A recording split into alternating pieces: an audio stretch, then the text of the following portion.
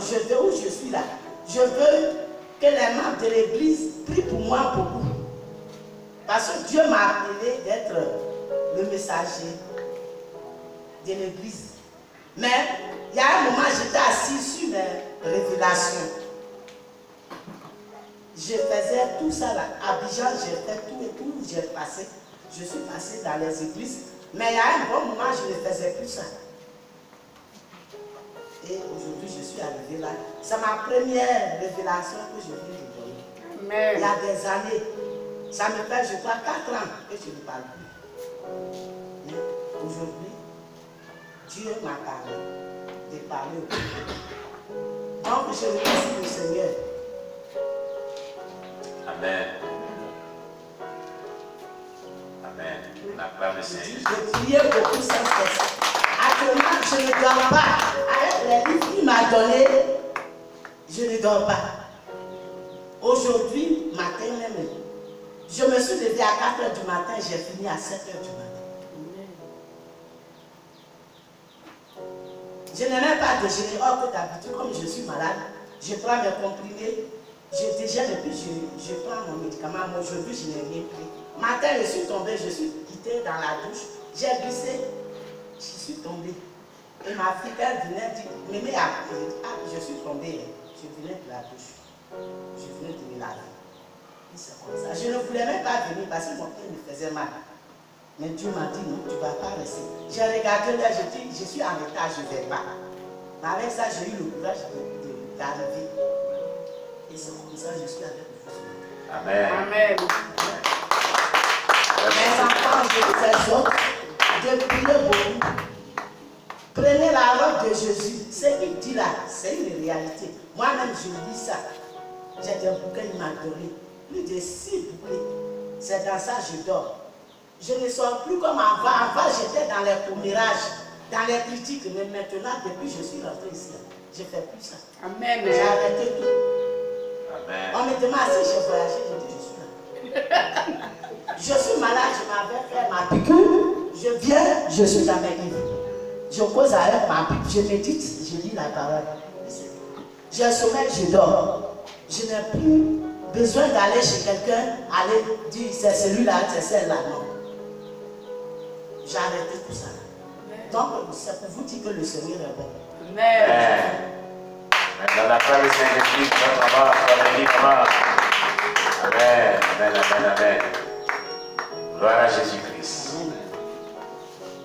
Oui, qui d'autre encore? Oui, la servante de Dieu Espérance va nous dire ce qu'il a beaucoup marqué dans ce culte de ce dimanche, dans les différents messages que nous avons reçus de Dieu, ce qu'il a touché, ce qu'il a compris.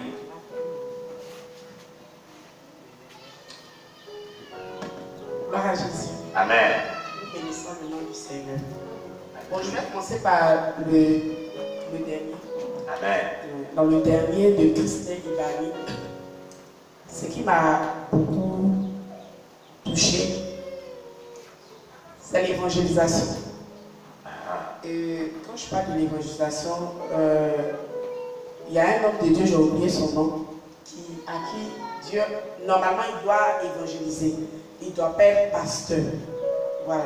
Mais à cause de l'approbation des hommes, il a préféré laisser pour Dieu, pour faire, pour être auprès de son Père spirituel. C'est vrai, il faut honorer les hommes de Dieu, il faut les respecter. Mais quand Dieu te dit, va là, il faut aller là. Amen. Souvent, ce n'est pas facile, franchement. Ce n'est pas facile. C'est un cas aussi que j'ai vécu, pas peut-être, où je devais, quand je venais ici, après, quand j'ai fini, c'est pas l'homme qui m'a dit, Dieu me dit non, ne bouge plus. Tu restes à la maison, ce que tu as appris ici, tu prends les livres, tu prends les témoignages, moi je vais t'enseigner. Et mais ça, là, les gens vont avoir une mauvaise image de moi. J'ai quitté un coin, on m'a rien fait, bon, au fait, je voulais aller me perfectionner, et puis tu me dis de rester à la maison. Et puis demain, là, les gens prennent mon nom pour quartier. Là, souvent, il y a des églises, quand tu quittes comme ça, doucement, bon, on prêche dans le public, on dit que oui, elle est comme ci, elle est comme ça. Donc, au fait, j'avais peur de ça. Mais il m'a mis, en tout cas, il m'a donné des carans, des avertissements. Donc, ça a fait que je suis restée. C'est un peu le cas de ce monsieur-là.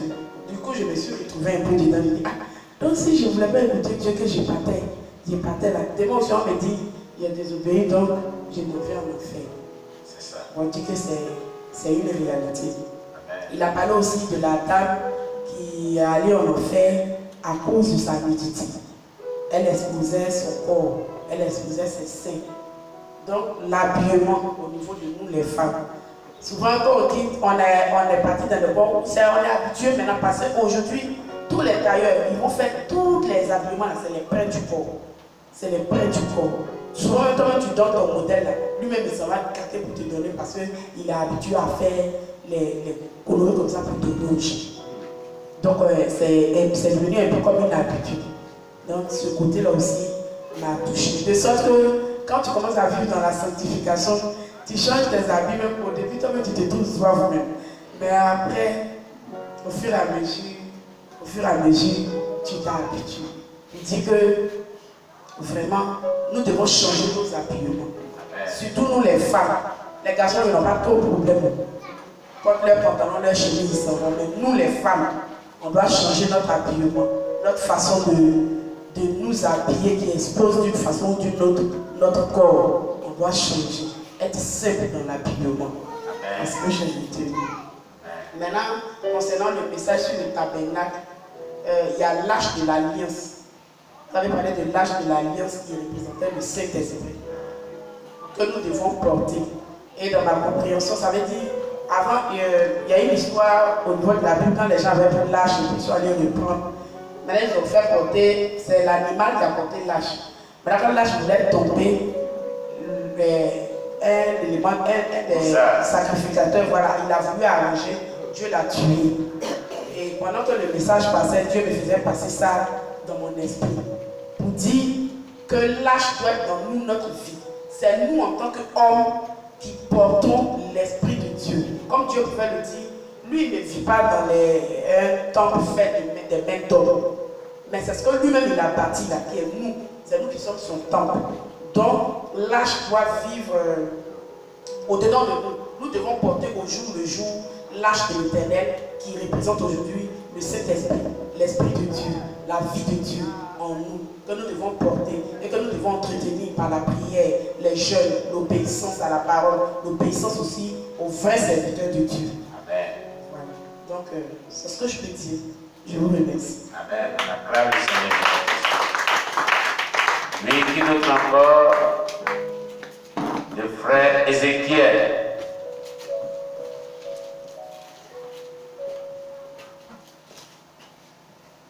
Vous nous aidez. Ça va, ça peut aller.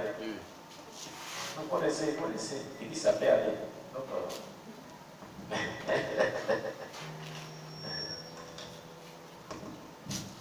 Alléluia. Amen.